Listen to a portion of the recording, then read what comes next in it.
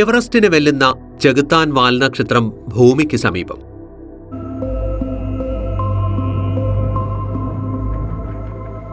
വരും ആഴ്ചകളിൽ എവറസ്റ്റ് പർവ്വതത്തേക്കാൾ വലിപ്പമുള്ള ഡെവിൾസ് കോമറ്റ് എന്ന വാൽനക്ഷത്രം ഭൂമിക്ക് സമീപത്തുകൂടി കടന്നുപോകും.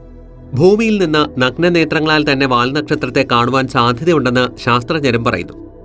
12P പോൺസ് ബ്രൂക്സ് എന്നാണ് ഈ വാൽനക്ഷത്രത്തിന്റെ യഥാർത്ഥ പേര്. 30 കിലോമീറ്റർ വ്യാസമുള്ള ഈ ക്രയോ വോൾക്കാനിക് വാൽനക്ഷത്രം ഓരോ 71 വർഷത്തിലൊരിക്കലും സൂര്യനെ ഭ്രമണം ചെയ്യുന്നു. 20 മുതൽ 200 വർഷം വരെ പരിക്രമണ കാലയളവുള്ള ധൂമകേതുക്കളെ ഹാലി ടൈപ്പ് വാൽനക്ഷത്രങ്ങളെന്ന് വിളിക്കുന്നു. അറിയപ്പെടുന്ന ആനുകാലിക ധൂമകേതുക്കളിൽ ഏറ്റവും തിളക്കമുള്ള ഒന്നാണിത്. സൂര്യനിൽ നിന്നുള്ള വികിരണം വർദ്ധിക്കുമ്പോൾ വാൽനക്ഷത്രത്തിന്റെ ഹിമം നിറഞ്ഞ പുറന്തോട് പൊട്ടി ക്രയോമാഗ്മ എന്ന പദാർത്ഥം പുറത്തേക്ക് തെറിക്കുന്നു. ഇത് വാൽനക്ഷത്രത്തിന് കൊമ്പുകളെ അനുസ്മരിപ്പിക്കുന്ന രൂപം നൽകുന്നു.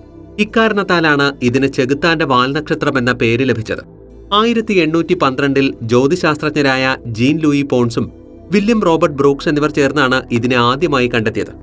ഈ വാൽനക്ഷത്രം ഇതിനോടകം തന്നെ രാത്രി ആകാശത്ത് ദൃശ്യവുമാണ്.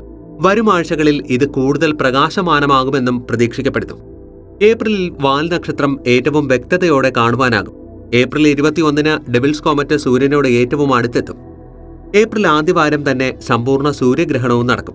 നഗ്നനേത്രങ്ങളാൽ കാണുവാൻ സാധ്യതയുണ്ടെങ്കിലും വാൽനക്ഷത്രത്തെ കണ്ടെത്തുവാൻ അല്പം ബുദ്ധിമുട്ടായിരിക്കും.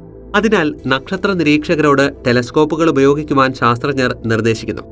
ഈ വാൽനക്ഷത്രത്തെ കാണുവാൻ കഴിയുന്നത് നമ്മുടെ ജീവിതത്തിലെ ഒരു അപൂർവ ദൃശ്യമാണ്. എന്തുകൊണ്ടെന്നാൽ അടുത്ത തവണ ഇത് ഭൂമിക്ക് സമീപത്തുകൂടി കടന്നുപോകുന്നത് 71 വർഷങ്ങൾക്ക് ശേഷമായിരിക്കും.